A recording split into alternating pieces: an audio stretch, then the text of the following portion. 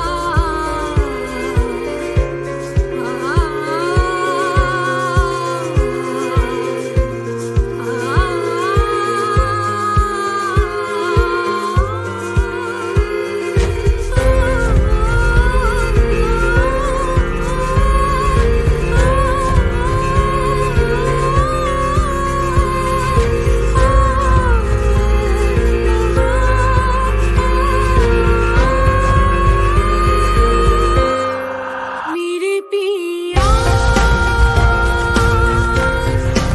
मेरे पिया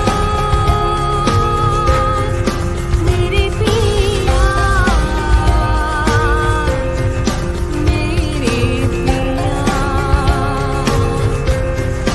मेरी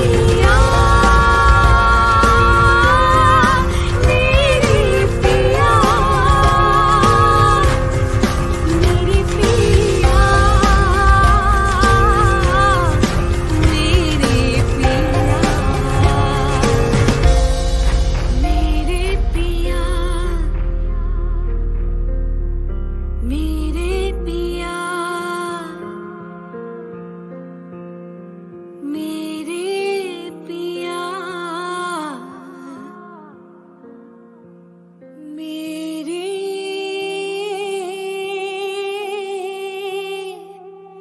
पिया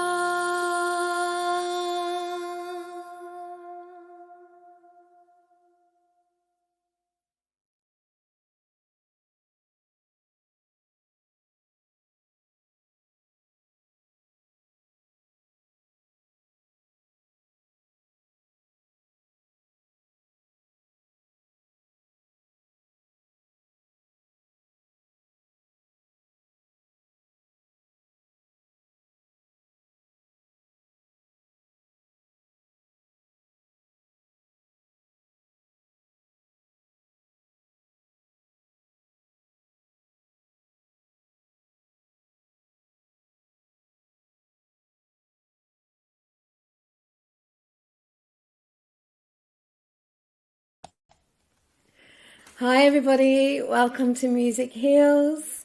I'm Rita Morar. Rita Morar in the house. Season 4, episode 3 is all about me. How are you guys? I hope you're well. I can see a few people have already joined. Hi Nesh, thank you so much for joining, and Damesh. It's been a long time. It always feels like a long time when I haven't been on Music Hills. Obviously, March was out of, we had to change March all up, and I've come back, and I thought that I'll do an episode on my story. And some of you, I know you've just literally started following me and my journey, so it'd really be good to give you a little bit of background of who I am, what I do, and why do I do it. I've been pondering on this session for such a long time, and then I thought, shall I not? And then my amazing mentor, who's Supriya Nagarajan, beautiful singer, Carnatic vocalist, and my mentor under the Manasumitra scheme, she said to me, well, why don't you do a episode on yourself? And I thought, oh, would that be all right? I'm talking to myself, and I even told my dad that I'm going to be interviewing myself, and he just laughed at me. What can you literally say to that, hey? But hey, I've got you guys here with me, and firstly, welcome to all of you. It means the world that you're joining me live. And hi to everybody out there that's joining after as well. I really appreciate that you still love Music Hills. We're in season 4, and I just couldn't ask for anything more than this, to be able to bring an amazing platform to you guys that talks about music and tries and heals you at the same time, excuse the pun. That's why it's called Music Heals. And, just open your eyes to what is out there in the music world, whether it be in the UK or worldwide. Trying to get a whole load of different artists for you, like creatives, whether they're singers, whether they're producers, they're MCs, videographers, anybody that wants to join that loves music. Just DM me and drop me, a few lines on why you'd like to be on Music Hills, and I'd love to, talk to you about it. So yeah, let's see who is there. Hi, Kicks. Thank you so much for joining, as always. Dams, hey Dams, she's an amazing. She doesn't need that. Oh, thank you so much. And I see Annie there. Big love, Annie. Thank you so much. Andy Pack.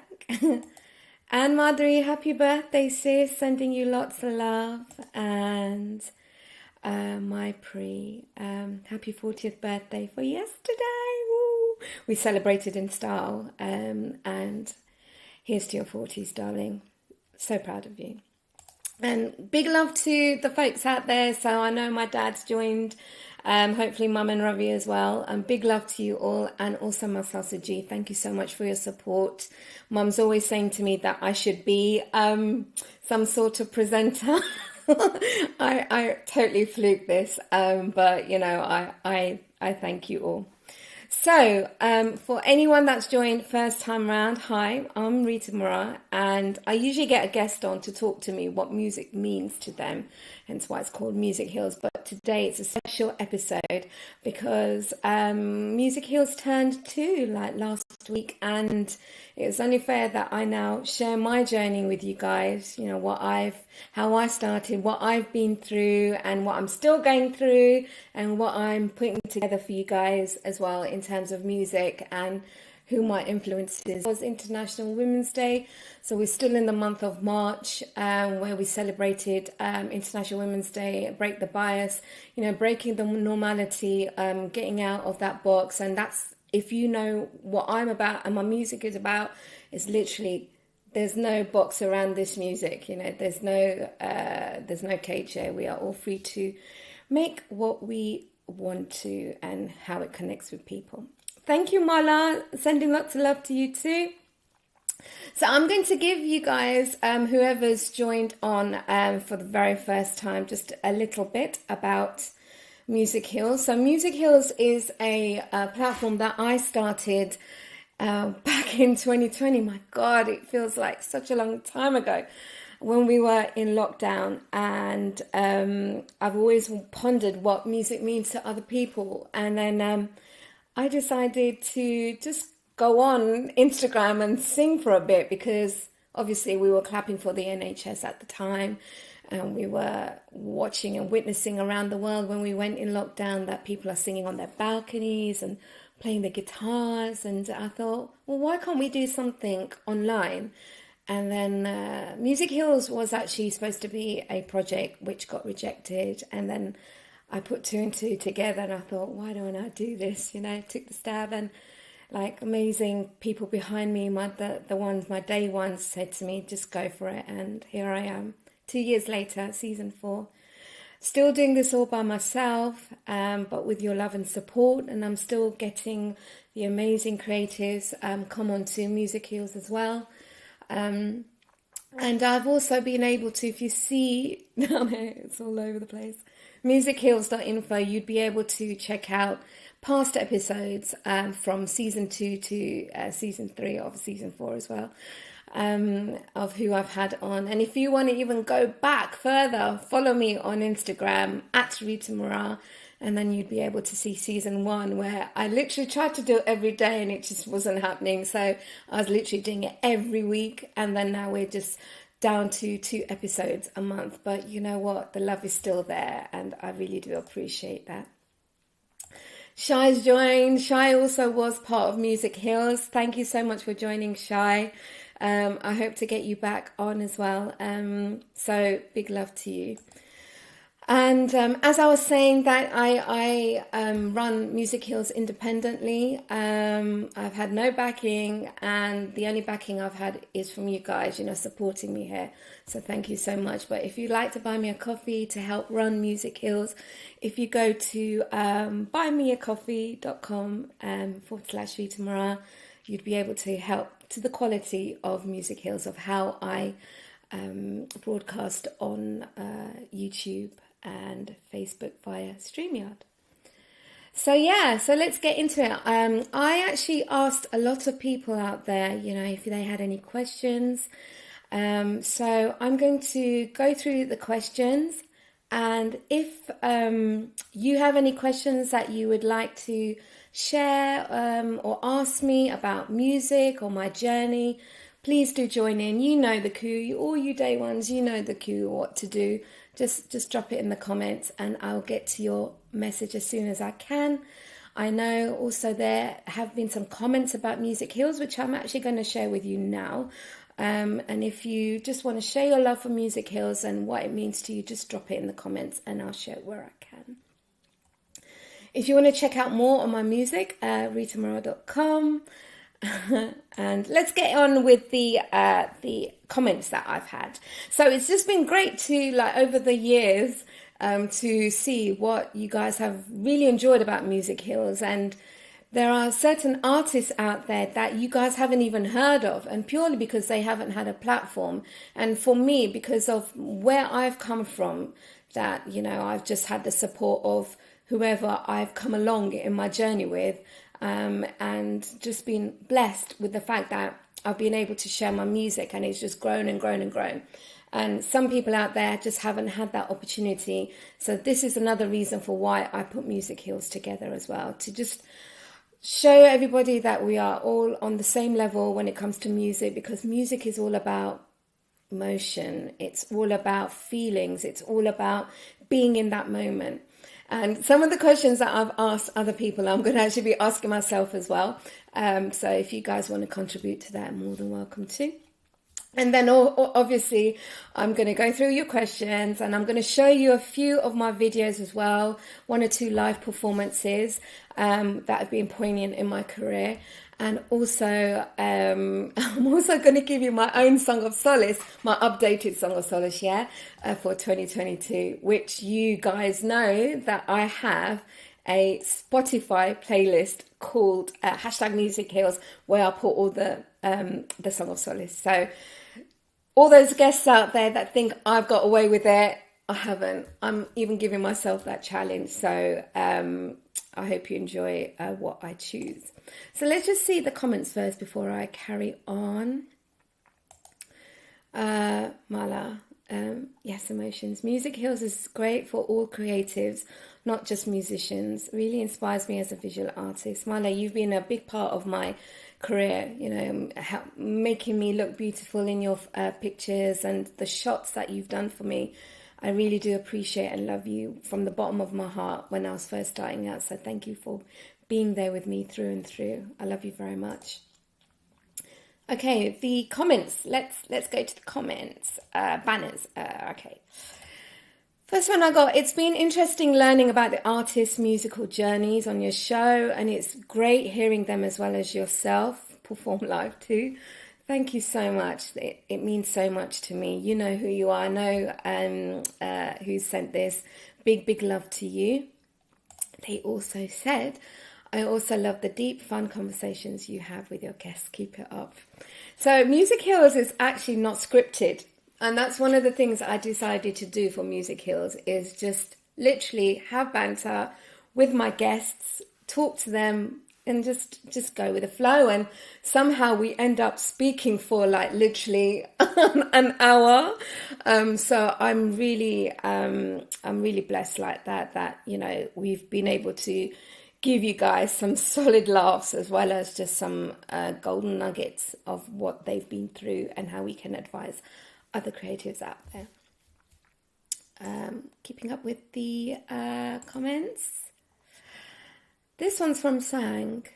Sang actually was part of Music Heals, Sang Kohli, who is part of Eternal Dal, and she was on season 3. And this is what she said. Music Heals has opened the eyes of so many people. People have had the chance to understand that music resides in each and every one of us. Thank you so much for diligently hosting such a platform. Thank you so much, Sang. It means so much to me. Right. As I said, if you guys have got any questions, fire away. But I think before I go into my journey, I am going to just share with you a song that came out at the end of 2020. And most of you absolutely adored this. And, you know, I got the beautiful backing from Abstract PR, as well as Drifter, putting the song together for me. And we shot this video. Well, Drifter wasn't in it, I was in it, and literally in the corner over there I shot my part. And obviously it's Habibi, where I got so many women together, even my baby Karina, who danced to the song. So I hope you guys enjoy this, and then I will be back. Habibi, Habibi, Habibi, yeah. Habibi, Habibi, Habibi. मुझे मिलना सकूं है तेरा, जिसे जादू कोई कर गया, यादें में ढलती बातें करती हूँ, तुझको है पता। सपने सजा ले मेरा,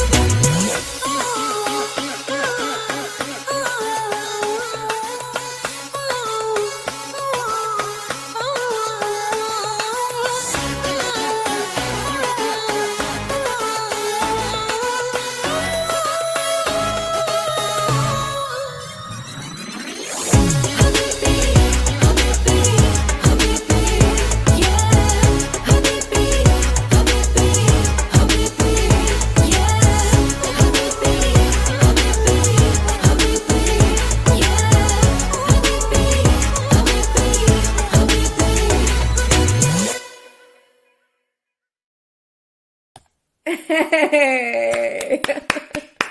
Big love to all the dancers, everybody that was part of that video, and for all your amazing encouragement to get me to put something together. You know, I would have been just so happy just putting a lyric video, but, you know, we were in lockdown and we couldn't get together. So we did the next best thing. And that was everybody just dancing in their homes and their own environments. And it went down a treat. So big love to everybody that was part of that. So my journey. What does music mean to me? So music is everything to me. Everybody that knows me, it's part of everything I do. From when I wake up, you know, to the prayers I sing, to getting in the car, driving to work, putting on my favorite songs, coming back, then learning, playing my harmonium, playing my piano. You know, it's part of my life, and it's part of my lifestyle, and it's been part of my life since I was 8 years old. Where can I start? You know, my mother and father always listened to such beautiful music, and it really inspired me to find solace in music at such a young age. You know, growing up in the 80s, giving my age away now, growing up in the 80s, you know, music was a big part, you know, whether you'd go to the cinema, go and watch a movie, a Bollywood movie, or you watch it on TV. And there was not much representation out there as well in the industry at that time for the cross between like English and Western, and Eastern. So my influences when I was growing up, it was the classic Lata Ji and all the Bollywood singers. In fact, my favourite singer is actually Sadhna Sargam, if you guys remember her. She's still around, and what I love about Sadhna Sargam ji is just her, how she shares her music, her voice within the music, and it was just always so different. So I was surrounded by music. My mum used to play like the records when she was cooking, and there was one song that actually I remember when mum played, and it was Lata Ji's Satyam Shivam Sundram, and it was on a vinyl, so you can imagine the vinyl sounds, and it was actually when she performed live at Albert Hall, and that was the poignant moment in my life that I thought, my God, this song is absolutely stunning. And can you imagine, as a child, that I was thinking that, and I thought that, you know, there's so much emotion in this, and how can I contain myself? At that time, I really got into religious singing, so bhajans, and I actually didn't know that I could actually play the harmonium, which it's like it's not an accordion, but you actually literally sit down and you pump up this wooden instrument, and it's like a keyboard. I would pick it up, but I can't really because it's really heavy. But I used to have like a small little brown one, which my dad bought me from jazz musicals, and it meant so much to me. And I was able to perform at a very young age in the temples, singing Sai bhajans, which are religious songs for particular deities. But obviously God is one, and so that's what we had learned. And that's where my voice came from. I really didn't know that I had a voice. I had no training when I was young. But there was just so much confidence. When I was in school, I was very quiet.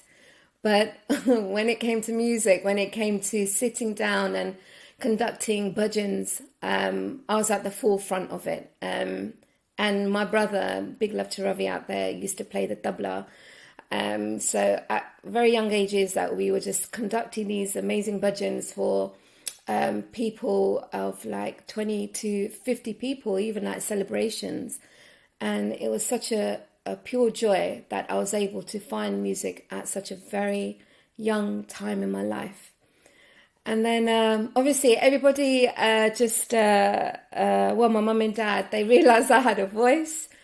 So one day we were, as you do, we were going to Southall for grocery shopping. I think Mum and Dad remember this. Dad must be laughing. And they had a talent show contest advert on Sunrise Radio. And I can't remember this, vouch me, Dad, I can't remember, but I remember sort of them saying, oh, why don't we put Rita forward? We should put Rita forward. And I was literally 15. And then, so I'm like, yeah, okay, I'm happy-go-lucky. I was performing in like bhajans and like religious songs. I just didn't have a care in the world, I was happy singing away anyway. But I had to then learn a song. And when I turned up to the audition, my mum came with me. I remember having a stomach ache. And I had literally just prepared the female part of the song. And it was Aisi Divanagi from Divana. So if you Bollywood know your Bollywood, it was that song. And they said to me, no, you need to know the whole song for the audition. So I had to go back into the car. My dad was waiting outside. And I had to write it on my mum's, I think it was Mother's Day. I had to write on my mother's card, just writing it away, just like, I knew the song luckily. And then I went back in and I sang with a live band. And it was the very first time I sang with a live band. So you can imagine like this kid in a sweet shop that, oh my God, there's musicians. And it was just amazing for me. So I didn't really think anything else of it. So I did the audition. And then I got home, and then 2 weeks later, I got a letter to say that I'd made the finals. I couldn't believe it. Can you imagine? Like, I was just literally turning 16 by that time. And then they had a problem where they didn't know whether to put me in the children's section, like under 16, or put me in the female section, because it was like literally from 16 to, whatever age. So on the day they told me, oh, we're going to put you in the female section. Okay, I thought, okay, fair enough. So I I sang my song, and then there were a whole array of like other singers as well. I don't actually have the picture here. No, I don't have the picture.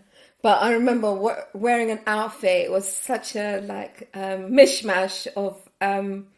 at that time, it was the 90s. I think it was the 90s.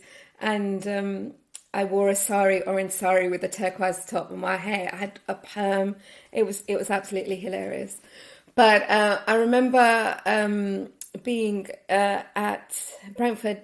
Is it Brentford Fountain Leisure Centre? Kicks? Was that? Am I correct? Brentford Fountain Leisure Centre. And... singing this song with this amazing band, and you can imagine 100 people there, and I was just singing away, and I didn't think anything of it, and I thought, oh, I'm really enjoying this, and it was the first time that I've ever performed on a stage. So can you imagine, at the age of 16? I didn't win, but however, a female artist won the whole singing competition, and of the same song that I had sung anyway, so I kind of probably had a hand in that. So anyway, I did my stint, on stage. I was happy, 16-year-old, and didn't really think anything of it. Then, because I had made such great rapport with the manager, Diamond Uncle and Alma's auntie, big love to them. They actually invited me over to ask my mum and dad if they would give me permission to be part of a band. So it was a Bollywood band, and it was called Masala. And I remember sitting there, like, I'm so scared that, I just couldn't believe my luck, because at that time I was just like really into music, and I was just thinking the world of just what had happened with singing that one song at Brentford Fountain Leisure Centre. And then all of a sudden I was getting this opportunity to be part of a band that goes around, like party. There's a big scene actually in the 90s, and there still is an amazing scene out there. Big love to all the amazing artists, my fellow colleagues, and my friends that are on the live Asian music circuit scene, because a lot of effort and work is put into that to deliver, these cover songs and original songs. And so I got asked, I went round and I got asked, would you like to be part of the band? Obviously, they'd asked permission from my mum and dad, and my mum and dad said, would you like to be part of this? And I did. I said yes. And I knew that there'd be a lot of implications in terms of that I'd have to give up a lot of time, not to go out with my friends, not to have the normal life that like a young teenager would. And it was, there was a lot of hard work involved. I mean, Vedaji, thank you so much for joining. Vedaji says, I remember some of this, Rita, and you've done so well, sweetheart. Thank you so much. And shall I say, picture of the band. So I became part of the band. I became part of Masala, and we were phenomenal. You can imagine, right? We're singing all these Bollywood songs, and then I would rock up and I'd be like, let's try an English song. Let's do this. Let's do that. I used to actually even dance on stage. So I used to dance in my heyday. I used to go down the stairs into the crowd with a cordless mic. And it was absolutely wonderful, guys. The best years of my life. Singing literally Friday, Saturday, Sunday. We had shows. As I said, there was a demand for it. And then obviously we had the private parties as well. So I got to tour a whole load of like gigs around the UK, stay in some amazing places. I even sang in a ferry. But I learned so much from not only what my voice could do, but from also what I learned from the other musicians. And then so you can imagine that I was doing this for such a long time, a lot of effort. I went through went through my A-levels and went through my then I ended up doing a GMVQ. I was still doing the music. And then it came in my life that it was a point in my life that I thought that I've been doing music for such a long time now, bearing in mind I was doing this from 16 and now, I'm 21, that I hadn't stopped. Every weekend, we had like time out here and there, but there was a lot of commitment to learning all these songs, being on stage, getting there, coming back, costumes, makeup, that I decided just to take some time out from music, that I thought to myself that it was getting to not a point where it was getting too much, but I just wanted a break from the music scene. And so I stopped singing actually around 23, 24.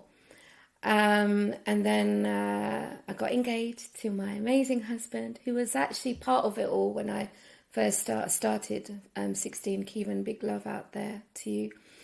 And then I stopped music, and then I got married, and then I started to miss music a lot in my life. And I thought to myself, how can I bring music back in my life? So can you imagine that you have this like amazing hobby? Well, it wasn't even a hobby. It was like kind of a profession. But at the same time, my mum and dad always said to me, and all my elders, that make sure you have something to fall back on. So not only do I do music, I actually also have a full-time job, and, I had a career, I got a degree and what have you. But something was missing in my life and I couldn't pinpoint it. I had my time out and I really wanted music back in my life. And it was so, can you imagine like sitting there and watching, what was it, X Factor, Pop Idol, and watching all these people have their dreams like come true because somebody listened to them to sing live. And obviously we know, all the malarkey that went along with that, but we got some amazing artists out from that. But I used to sit there and I used to cry. I know, it's so sad. I used to sit there and I used to cry and I think, why am I not doing anything with music? Why am I not bringing music back in my life? So at that time, then social media started to get quite big, and MySpace. So any of you out there that were friends with me, MySpace, thank you so much for sticking out with me. I Absolutely love that. MySpace came along, and then I decided to put together a MySpace, and then I started to put up little snippets of songs here and there. And then there was this guy called Jarvis, and he heard my music, and absolutely fell in love with their music, and it was the Phoenix Rose. They were like a shaman, like rock reggae band. And they said that, why don't you come along and sing with us, a few gigs and stuff. So yeah, I did that. And it was just amazing to be back on stage, to be back on just where I have wanted to be back for so long.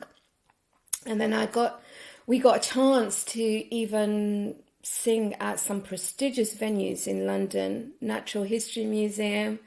I even sang Glastonbury with them. And that was beautiful for me, because not only did I get to sing with the Phoenix Rose at Glastonbury, I also got the opportunity to sing with an original Wailer. So Bob Marley, if you love your Bob Marley out there and you know the Wailers, I had the privilege and honour to be able to sing with Junior Marvin, who was one of the original Wailers, and singing Bob Marley tracks. And it was just such a poignant time in my life that, when you have a pinch yourself moment, that was my pinch yourself moment. And it was just so beautiful to get that opportunity. But I could still feel that I could do more. And that's when I started to speak to Fingers, Steve Fingers Carty. Big love to you, Steve. If you joining in, or if you ever watch this, without you, I wouldn't be where I am here today. He gave me the confidence to actually share one of my songs. Now, when I shared one of my songs when I was a young child, I got laughed at. So that really affected my confidence to the point that I just didn't want to share any of my songs with anybody. So I had this whole book of songs, and just no one had seen it. And then Fingers got me into the studio, and he said to me, Reet, why don't you just sing, sing your heart. I love the way you do your Hindi, and I know you write in English. Why don't you do that? So I did that.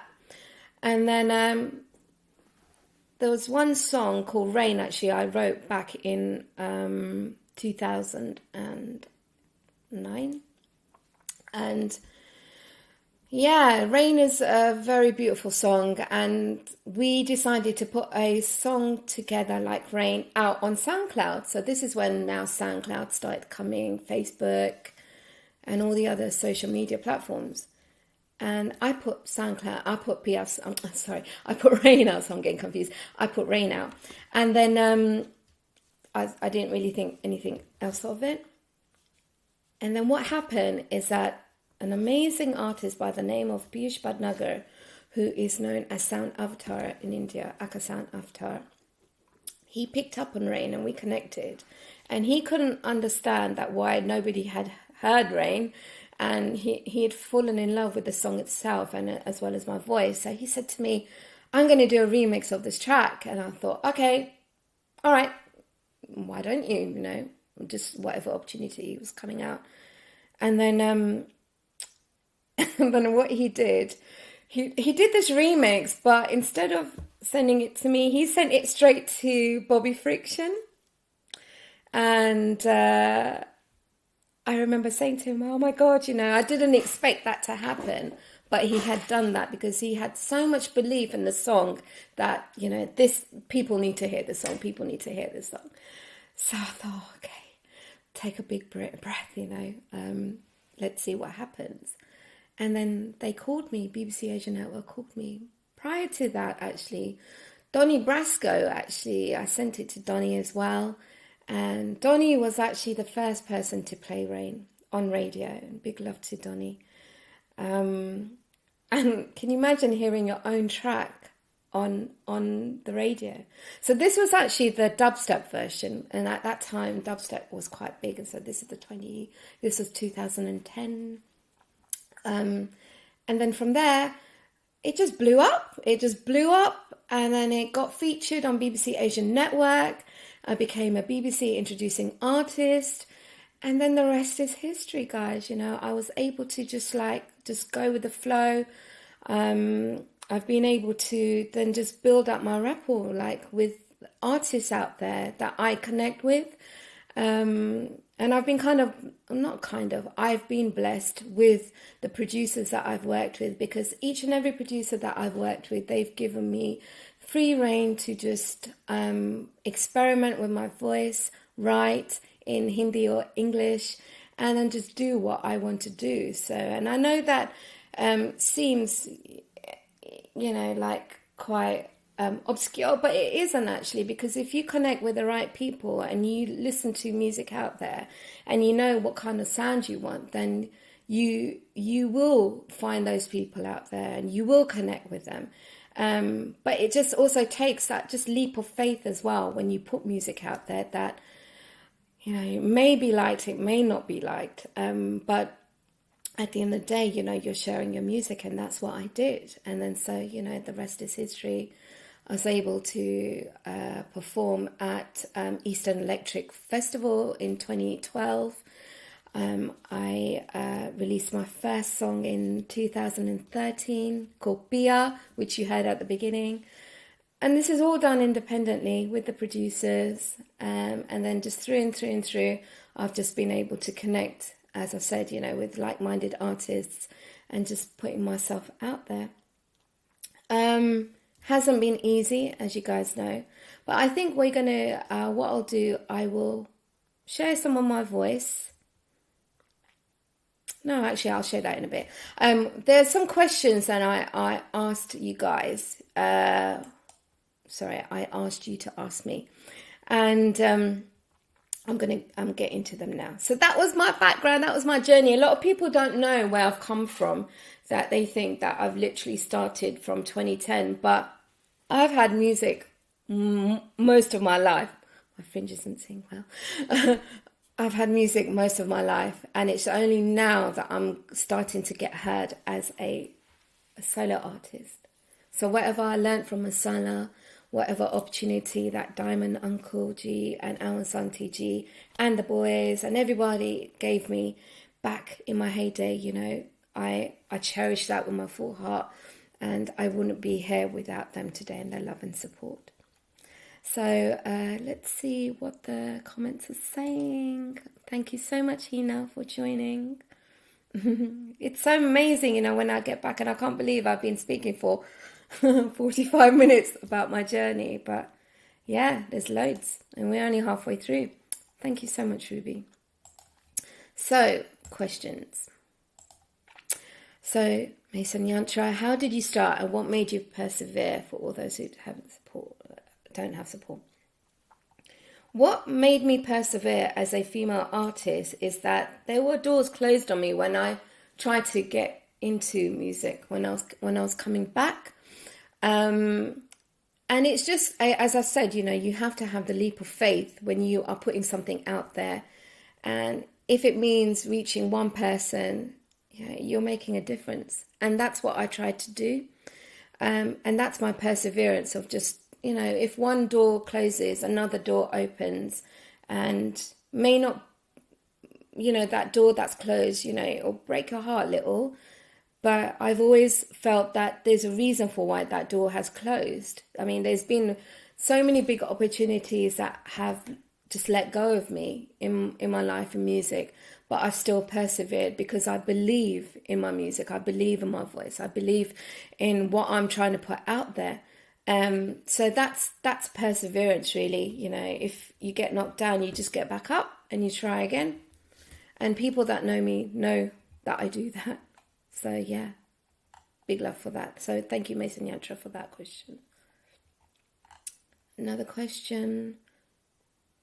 I'm just going through the questions, guys. Just bear with me. So Anushka from Rara Loud asked me, being a woman in this industry can be testing at times. What motivates you and gives you the strength to keep pushing? You've been in this industry for years. You know what? At the beginning, when I started my journey, it wasn't even about being a woman. It was just about being heard as an artist and trying to understand why I'm not being heard. So when you're an artist out there, you can rely on social media, but it's not just about social media. It's about understanding what your art is. It's about, dare I say, it's like a business, where what brand are you trying to put together? Who are you trying to reach out there as well? So when the industry becomes testing, then that's when I take a step back and I think, what am I putting out there? Why is it not being heard? Am I going down the wrong route? Do I need to go somewhere else? Do I need to explore further? And this is why I went into the electronic industry, EDM, where I felt that I could just experiment with my voice, because if I had done Bollywood, I love Bollywood with all my heart, but I've been there and I've done that. So it was just a time for me to just move into a different direction. So I think that's really important, that when it is testing, try and see what else is out there that you can network with, what you can learn. That's the times that are actually testing, I actually learn a lot from, because if there is a quiet time in my life, I either learn the piano, I write my own songs, I put down demos where I can. I always used to think that if I'm not putting out a song, I'm not being heard. But that was mindset as well, that I had to totally change, that I am still being heard. I am still a musician, even though my music isn't out there. And this thing about always being constantly in the public's face, you can do that, and I give full credit to all those artists out there that do that, because that takes a lot of perseverance. If you've got the right team behind you, you've got if you've got the finance behind you. But then if you don't have finance and you don't have the team, then how do you move forward? So, my advice out there, take it at your own pace, and it isn't rushing to the destination, it's sharing the journey. And I only say that now because of what I've learned in my journey and what I'm still learning in my journey, I mean, in 2020, when we were in lockdown, there were so many things that had stopped us, like a live session at BBC, Radio London. So many gigs got cancelled, but I was able to put Music Heals together for you guys. I even put Blossoms in Isolation for you guys in lockdown with a phenomenal team. Giving love to Shrikad V, Young Valley, Kid Music, Robin Christian, and Fraser, and obviously Vic Kaint. I couldn't have done it without them. So it's just all about perseverance and just keep doing and keep pushing. And it doesn't matter how long you've been in the industry, you've just got to just keep chugging along. And just, if you've still got loads of music left in you, just keep putting it out there. All right, comments. That's amazing, Reeds. Thank you so much. Thank you so much. Well, then I'll show you a poignant time in my life as well. So as you guys know, I've been an artist. I've collaborated with so many people, and big love to everyone out there. I'm sorry if I don't mention you, but please just know that, whoever's been part of my life with my journey, it's meant the most. There was a time in my life, 2017, where I started to feel that my throat was feeling a bit funny. And I didn't really think anything of it. I just carried on singing, pursuing it. But when I went away in June, I had a feeling that there was something wrong. But the doctor had fobbed me off and said, no, there's nothing wrong. Your voice is fine. And then I went for a second opinion. And then the consultant had actually told me that you need to stop singing right now. Otherwise, if you don't stop singing, you are going to lose your voice. You're not going to have a voice for the rest of your life. And I know this sounds very dramatic, but it's literally what he said to me. If you carry on the way that you are, you won't have a voice left. And obviously that shook me, right? As an artist, I thought, oh my God, what does this mean? And why am I coughing? And why have I got... So what happened is that I suffered from something that's called dysphonia, which is a disorder of the vocal cords. And literally I was like this. And I couldn't even speak like that. And the doctor told me that for 3 months, I'm not allowed to sing. I'm not allowed to speak. I'm not allowed to do whatever. So can you imagine someone telling you that you can't talk? At the beginning, it was really funny because Kevin found it really funny that I couldn't tell him off. And, that was the ongoing joke that, Rita can't say anything to me. But it started to get serious, and it started to affect me, and it started to affect my music, and it started to affect my confidence, everything. Hey, honey, thank you for joining, B. Sending love. That I had to listen to the doctor and stop talking. Now, my voice was much higher than what it is now. I don't know what happened. I needed to have a reset in my voice. So I did for 3 months and non-stop consultations. I even had a camera down my throat to keep checking. And I even had to go down the route of having a speech therapist. Can you imagine? Your world is crashing down as an artist, as a musician, that you may not be able to sing again or may not be able to perform again live. But what kept me going is my family, is Kevin, are my girls, and the music that inspired me. And it was a very hard time and tough time in my life. But there was this artist called Hussein Manoa, and he contacted me and he said to me, this was in August of 2017. I had actually just done my first opening show at the Alchemy Festival, which was a big part of me, it was a milestone for me to be able to sing, opening the Alchemy Festival with a great show with the amazing Hinopatani, Ragan, Vic, and we were able to perform for half an hour. But Hussein contacted me in August to say that I've got a show and I'd like you to be part of this show. Would you be up for it? So bearing in mind that I didn't have a voice, I actually said to him, I've got a appointment in September. If you contact me then, because I started to have no hope really that I'm not going to have a voice, I won't be able to sing. It just got really bad. But I remember on the day of my appointment in September, he sent me a message to say, good luck, Rita. It wasn't even about, have you got your voice back? Are you ready for the show? And for me, that meant the world. That actually gave me solace that somebody out there is still wanting to hear my voice, and someone like Hussein Manoa. And for that, I fought and I rested my voice. I started to get my voice back. I started to hear it in a different way. And then he explained to me that unfortunately his mother had passed away, and that he would like to sing me an a cappella of Kabhi Khushi Kabhi Gham.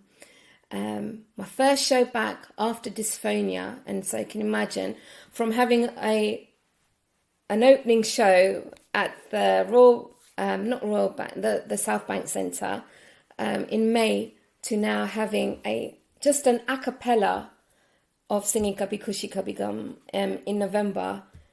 If that doesn't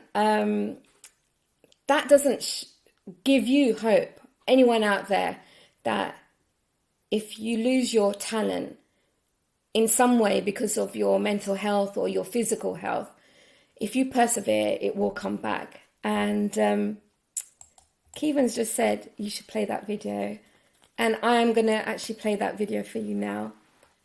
So I think you should get your tissues ready, because I might have a tear or so as well. B was there. You were electric in that show. The whole place was mesmerized.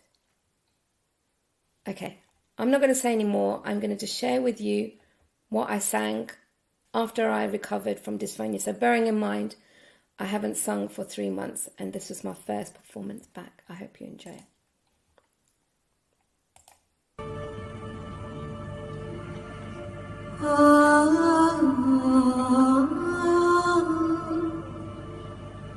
कभी खुशी कभी गम ना जुदा होंगे हम कभी खुशी कभी गम तेरे साथ होंगी मेरी दुआएं आए कभी ना तुझ पे कोई बुलाए मेरा दिल कहे तू जहाँ भी रहे हर घड़ी हर खुशी चूमे तेरे कदम ये तेरे भरम कभी खुशी कभी गम ना जुदा होंगे हम कभी खुशी कभी गम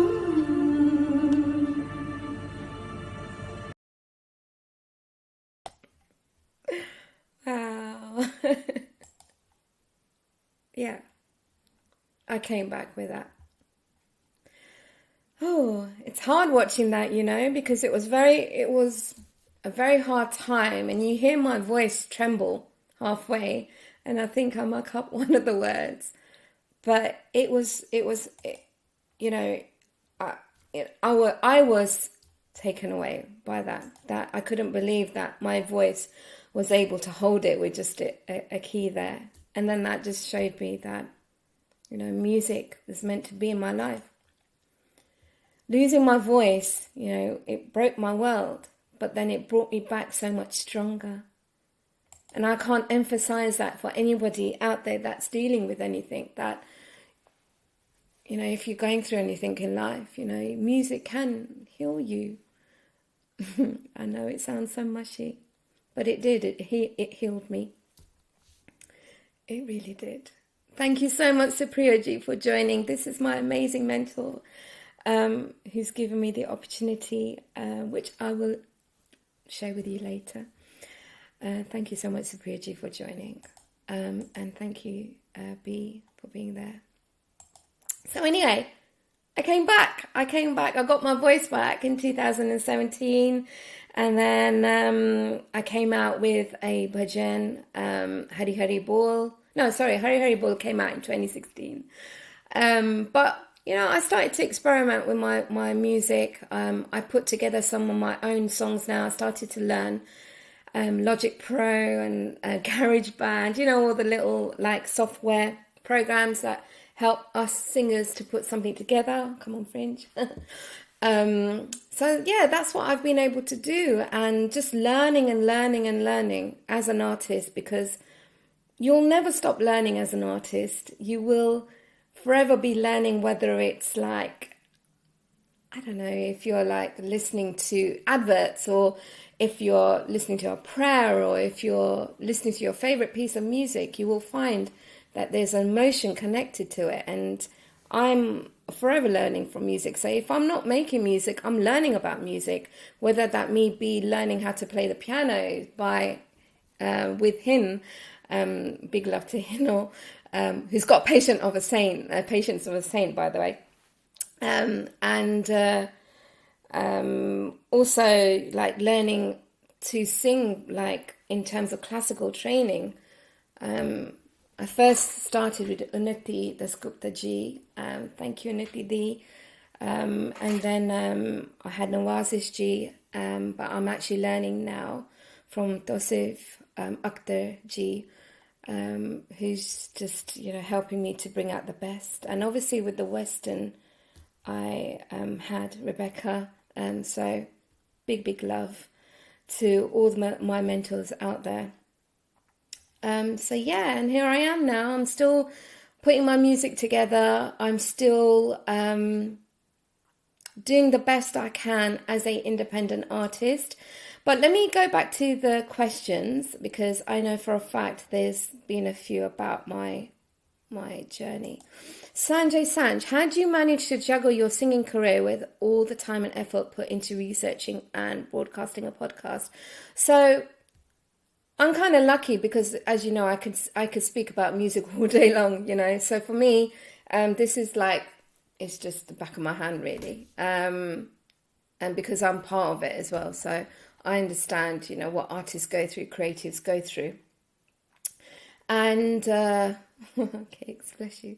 I can't put that out, Kicks, because I haven't got it on my video here.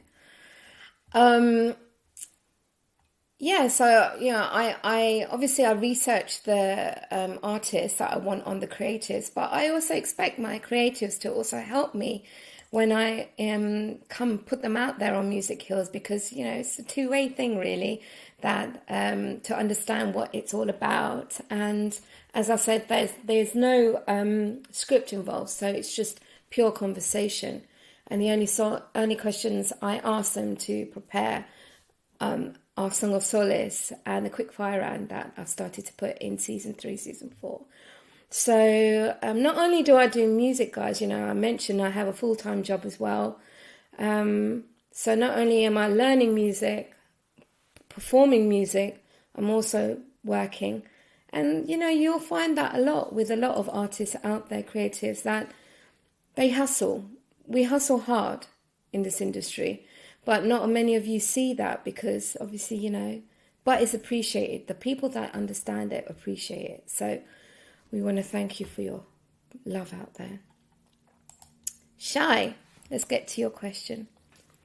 How much both British and Asian sides of the music industry have supported you?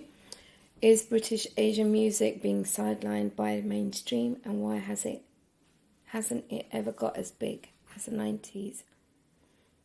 So I'll just get on to the first part of that question. How much both British and Asian sides of the music industry have supported you?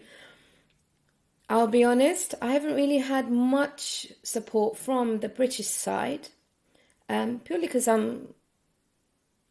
don't know, really. I'm British Asian. I guess my music does span within Western and Eastern. I guess it's just exposure. But having said that, when I was singing with the Phoenix Rose, I was able to sing Rain at Glastonbury. I was able to perform live at prestigious venues.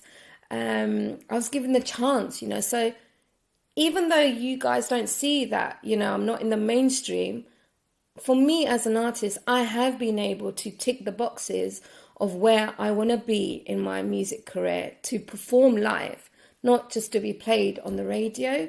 And I'm not taking that away from anybody because, you know, being played on the radio means so much to me as an artist because I'm getting the support out there.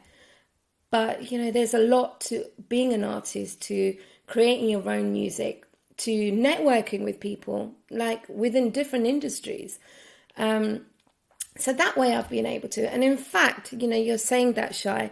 I'm actually, something amazing is going to be dropping in April. I can't say any more. But let's just say it is just breaking the boundary of what I do as a female Asian artist. And yeah, but I can't say any more. Just expect that. And I just hope to God that I have your support with that, because that will be a game changer, hopefully, for me, wherever it may be. So, yeah. But the second question, is British Asian music being sidelined by mainstream, and why hasn't it ever got as big as the 90s? I wouldn't know, Shy. I wouldn't know. But at the end of the day, I know that those artists are still making phenomenal music out there. I don't know whether it's, you know, unity within the industry, or whether it's just certain artists are being pushed more than others, the support.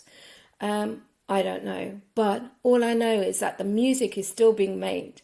So if you listen out there for those artists, they are still making the music. They are still breaking the chains. They're still groundbreaking. You know, like Raghav the other day, if you guys saw that, you know, he put up Teri Baaton, and that's been out over 10 years. And only now he's put the video out. Can you imagine? Because it's had so much love. And then, you know, we've had amazing artists like MIA, Naughty Boy, Nitin Soniji, who's just been breaking the grounds of like what is music. You know, as I said, like there's no barriers when it comes to music, and I've always believed that. So maybe you may feel that it's being sidelined, but it just depends on what you think mainstream is as to opposed to somebody else, because mainstream can mean anything. So I hope that answers your question, Shai. Oh, you have my support always. Can't wait to over. Thank you. Okay, other questions? No, we won't go for this one now. Memorable gig recording. So I've shared with you when I just recovered from my dysphonia. That was at Amira with Hussein Manawar. Singing the a cappella for his mother in honor of his mother in memory. That was big for me. But singing Rain at Glastonbury has to be the one. I can't explain to you guys just the feeling. And I can't wait to share that with you this year as well. The original Rain has never been released. We only released the dubstep remix track. But I've got something beautiful coming for you this summer. And I have to give my love and pranams to Mana Sumitra, for Supriya Ji, for believing, and for the whole team. It means so much that you are advocating us out there, us ladies out there, to create something for you in summer, and all the information and the support that you've given us as well. This is the reason why I haven't released Rain. But when we do release Rain, you'll know. You guys will know. So yeah, that's most memorable gig. Kevin, if you could go back in time, would you do anything different? Ooh, I would be more confident in myself. But I think that comes with experience. When I first started out and I shared Rain, actually, I shared it with someone, I'm not going to mention who. They actually said to me, leave the poems to the poet, which meant just don't share it. And I couldn't believe that someone actually would say that to me, that, wouldn't encourage me. And it made me think for a very long time that, what did this guy mean? I'm sorry, I've said guy. What did this guy mean? I'm not going to say any more on that. But all I was thinking that, no, I can do this. And here you go. So I wish I had more confidence in what I believed in to put out there. But then I guess, my journey wouldn't have been the same if I probably had that confidence. I probably wouldn't be here. And I wouldn't be appreciating and having the gratitude for who I have collaborated with, who I've sung for. Like I've sung live with the 515, big one, a big love to the 515 crew, Shama, everybody out there. They give me still the chance to be, like singing Bollywood, took me back to my heyday. But if I didn't go through that, then, I wouldn't be appreciating what I've been able to create for you guys independently, whether that be PR, whether that be Distant Memory with Drifter, whether that be Blossoms in Isolation with my amazing team. So, yeah, it's an interesting question. Thank you, my love.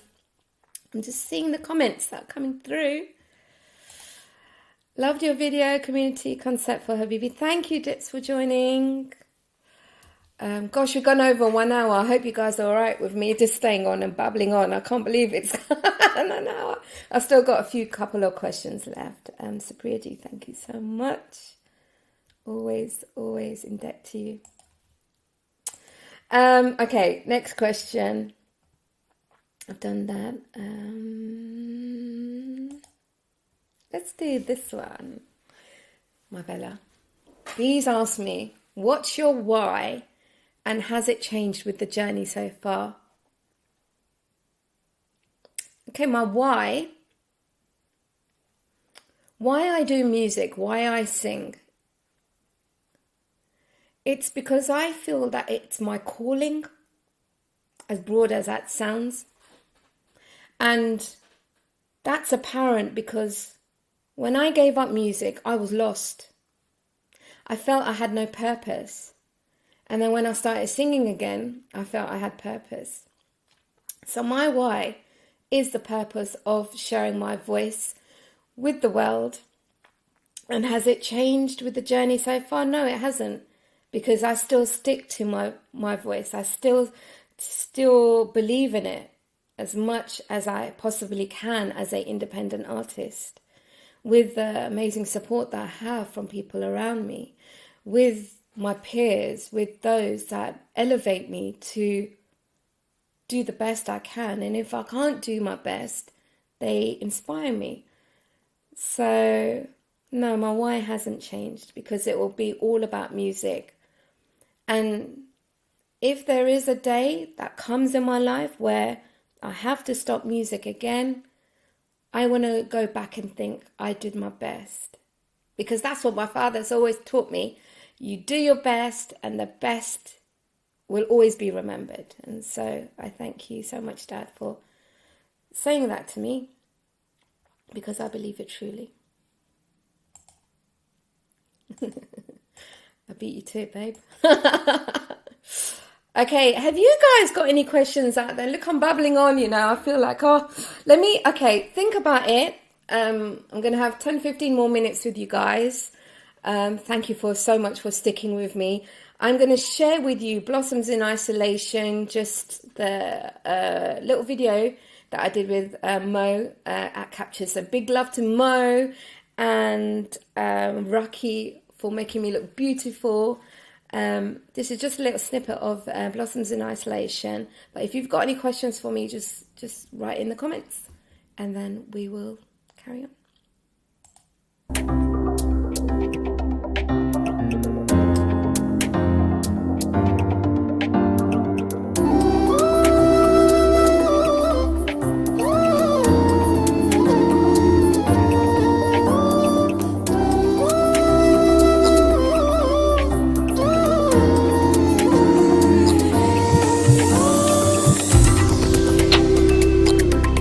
Took me a while to understand what was going on.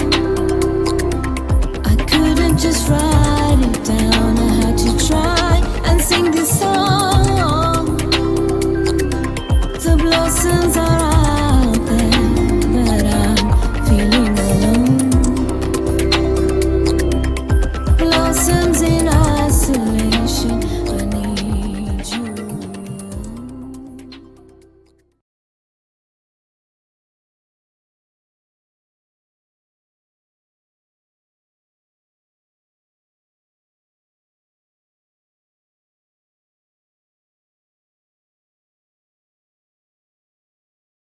I didn't know I was on mute, sorry. I was saying to you guys that that's my heart, that song, Lockdown. That's all about blossoms. And I wrote that song when I was just live on Instagram one night, and I was just playing the chords, and I thought, oh my God. And then from that, I actually got so many messages to say that, Rita, why don't you make this into a song? And I did. So I'm sorry I was on mute there. Okay, let's see. More questions. All right, anybody got any questions out there for me? All right, got a couple of questions left. Dream collaborations, past or living artists. So, and you know what? I haven't actually spoken about my influencer. God, I've been rambling on. I haven't even spoken about.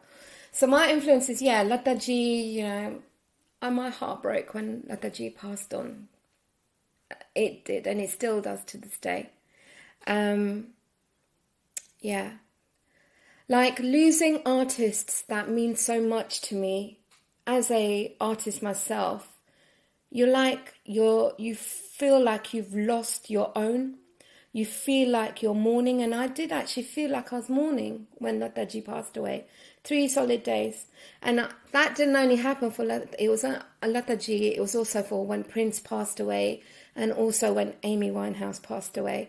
I just couldn't fathom the fact that we are not going to have any more new music from them or hear their voice, or they've done justice to what they had to do for the world, to leave their legacy behind. And for me, that means so much as an artist. So their passing was really, it hit me hard. And I know for a fact it hit you all hard, like for those that love Lataji, and because I know I've been speaking to a few artists out there that felt it too. So big love to everybody that went through that. But you know what? They've left legacies behind, and we have to appreciate that. So those influences, they have been a big part of my journey. Other influences, would you believe it's Madonna? Madonna, but I chill out to also a lot of hip hop. So my hubby has the Bhangra on in one room and I have the hip hop in the other. And when I'm driving to work, I'm listening to hip hop, and it just keeps me just going. It just flows. And what I love sometimes about hip hop is just the words are very hard hitting and real. And in fact, I've been listening to a lot of Tupac lately, because of his poems and because of just the messages. Obviously, I know it's a bit, explicit, and sometimes, the words are not nice, but most of the messages that he was sending out in his songs, they were life-changing for a lot of people out there. So I love chilling out to hip-hop. Let's say, BB, thank you. So back to the question, dream collaborations, past living artists. Dream collaborations. Nitin Soni ji. Nitin Soni. Nitin, if you're listening to me out there. Naughty Boy. I absolutely love how Naughty Boy just works with chords and strings. I'm a sucker for great strings. So his album Hotel Cabana is in my top 10. So they'd be the artists that I would love to perform with. And there's some amazing artists out there as well that that are up and coming as well that I'd love to perform with. I never think that I'll just keep to the ones that are known, because the ones that are unknown as well, they have pure gems with them and behind them and around them. So I'm looking forward to the artists that I'm going to be collaborating this year. Okay, all right, 10 more minutes and then I'm going to take a leave. I have to ask myself the question. So they are all the questions that I got. So thank you to everybody that participated and sent me questions. I really appreciate it. There is one more question, actually. I will leave that to the end. No, 2 more questions.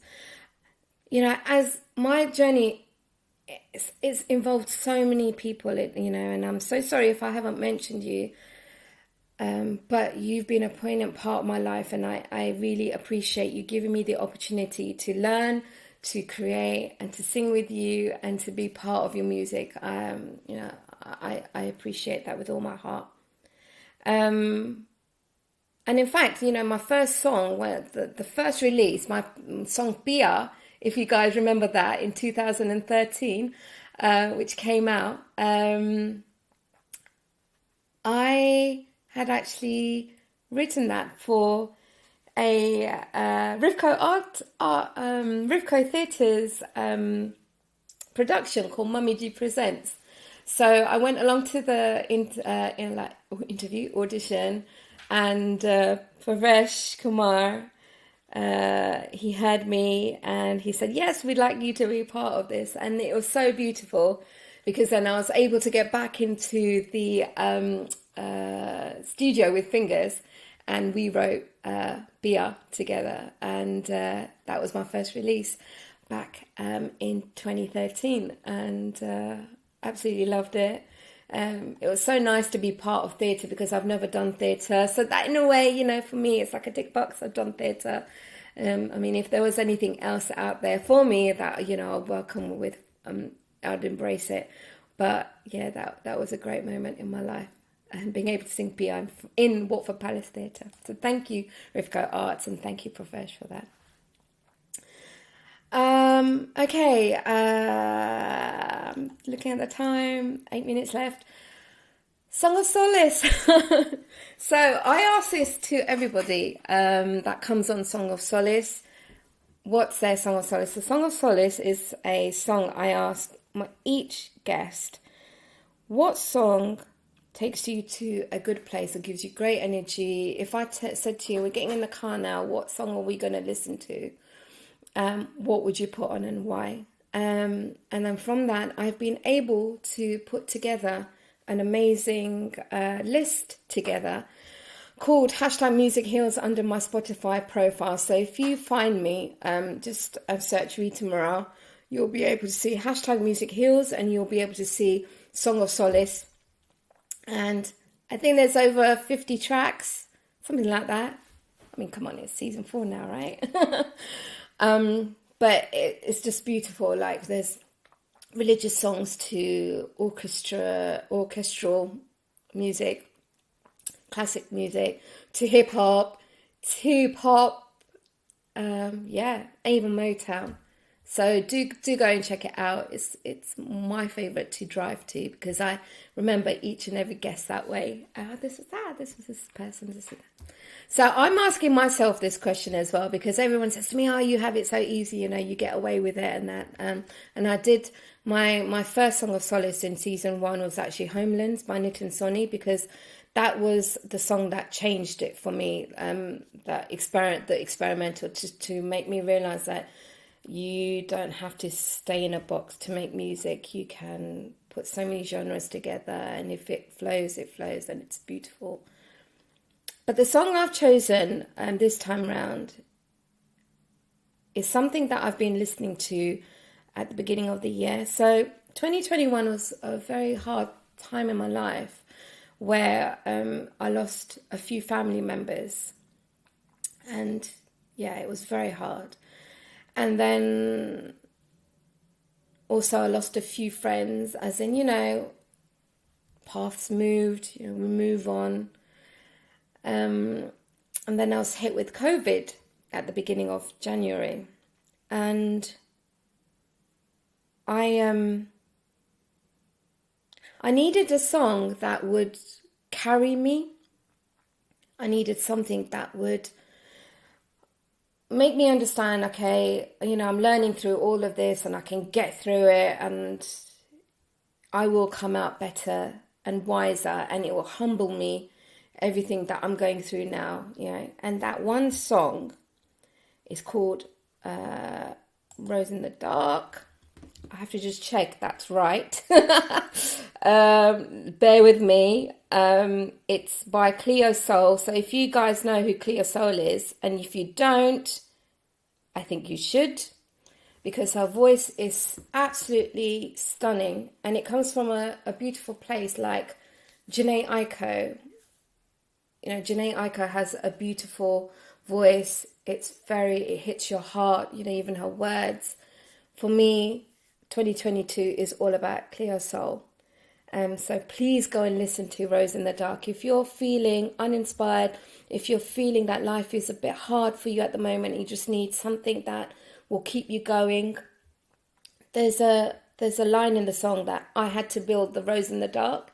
And that's how I was feeling when I was going through COVID, when I was losing my family members, when I was losing friends, that this song kept me going, and to this day it still keeps me going, because when I have a bad day or I need to reflect on in life, you know, I put that song on because she says, I'm a little wiser baby, I'm a little kinder baby, after all these years it's time to let you know. So yeah, it's got that meaning to it. So do check it out, and that's my Song of Solace, and I hope you do enjoy it. So make sure you follow me on Spotify, Rita Morar, under the hashtag list of Music Hills for all the Song of Solace. And that's that. Thank you so much for everyone that's still here listening to me. I can't believe I've been speaking for like 1.5 hours. Means so much to me that you're still here. Danish, would you consider working with Navin? Yeah, if there was ever an opportunity, of course I would. I actually featured on his show.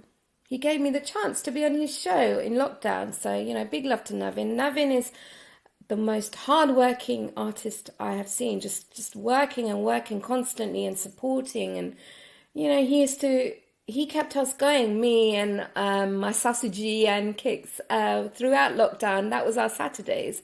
So big love to Navin for that. And also big love to also Bhavik, who's been doing bhajans with Bhavik and is still going strong since lockdown. You know, it's amazing to see how many artists out there that are influencing each other and just keeping the flag flying. And not only that, it's all the female artists out there. You know, without the community of female artists that we have in the UK scene, it's just phenomenal. So I urge you guys to please support all of us. You know, my head has just gone, you know, there's so many of us out there and you all know who you are.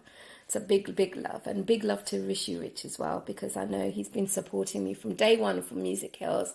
And is just still creating the amazing music with Kirani. Big, big love to them too. Okay, I'm going to wrap this up, guys. 2 more questions left. Thank you for sticking with me. Thank you for listening to me. Thank you for understanding my journey, where I'm coming from, where I'm going. Okay, so a couple of questions. Sai Priya. What sort of platform has the music journey allowed you to have to contribute to society? This is a big question, because for me, the only way that I've contributed to society is by sharing my voice, sharing my music, sharing the platform of Music Heals. I really didn't understand how big Music Heals was until I started to get the messages from upcoming artists. People that haven't even shared their talent reached out to me to say that, thank you so much for Music Heals. I'm not the only one who's feeling lost, or I've learnt this, I'm going to do this. You know, those pointers were great from that artist. And for me, that means so much, because I know when I first started out as an artist, I didn't have that, not hand holding, but I didn't have that information. So if Music Heals has contributed to you finding new artists or learning about what somebody does in their journey and being inspired, then I can't ask for any more. So thank you. Thank you so much. And I hope that contribution to society of wherever it is making the difference. As I've said, I'm not a DJ, I'm not a presenter. I just do this for the pureness of my heart, because I love music so much. So thank you so much for just sticking with it. And B has said, you've generally created something wonderful with Music Heals. I hope it continues to soar. I hope so too. Let's see what happens now that I'm so busy with work and we're all out and about. Sang asked me, if you could be remembered for one thing, what would it be?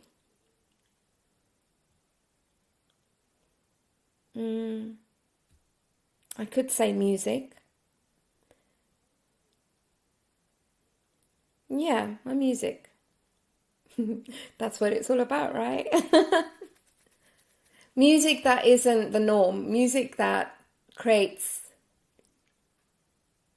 further steps up, like elevates you. Music that is emotive. Music that you can listen to when you're having a laugh, like Habibi with your friends, or when you're having a sad moment, you listen to Blossoms in Isolation. When you're missing your loved one, you listen to Bia. When you hear rain in summer, it gives you power and fortitude. That's what I want to be remembered for. So should I want to walk away from this, you know, I hope my legacy is one day that someone will remember me for my music, for my lyrics, for not being the norm, for not singing Punjabi when I've been told so many times I should sing Punjabi, but that's not me as an artist. So thank you to everyone that's, you know, kept with me. I want to, before I leave, I want to just quickly say a huge shout out to everybody that's just supported me. Whether it be my family, whether it be my friends, whether it be colleagues, whether it be artists and creatives that have become part of my life on a daily basis. Without your love, I wouldn't be here as an artist today. There's so much that has happened in my life. I can't cover it within 1.5 hours, but I hope this gives you an understanding of where my journey started and where I am today. And big love to everybody that has supported that, because without you, I wouldn't be here. No matter how many doors have shut on me, I'm still here trying to learn more and trying to be the best I can as an independent artist. And should you know of anybody that would like to come on Music Heals, drop me a line, tag them, and hope they get inspired by this, because not everybody's journey is the same. We all have our own journeys, but if we can make a difference to somebody to reach out to whoever they want to reach out to, then we've won, right? Together as a community, something we're giving out. Before I go, and if there are any artists out there that are feeling lost or just starting as an artist, I'm going to give you some key nuggets, which should get you in the right way, So I would say the first thing is to know what you want to put out there and have the great confidence within you that you can deliver. And if you feel that you can't deliver, make sure that you learn about your artistry, make sure that you network with the right people that will put you in the right direction for your music. Not just for the clout, just for longevity. So make sure that when you know that you want to be an artist, that you put your all into it, Second thing I want to also say is that if you want to make a mark, put a brand out there. Like myself, you see up there, I've got a logo. I only had that logo made after a couple of years, and I realized that it's not only just about me, it's about how I'm being portrayed out there in the music industry. And, people remember me for my logo because of the press play sign. And you know who actually put that logo? If you guys don't know who it is, it was actually the amazing and the most beautiful Kaz Kumar. So big love to Kaz for that. She made that logo for me, and it stuck with me. So know your brand, know where you want to go. If there are particular artists that you want to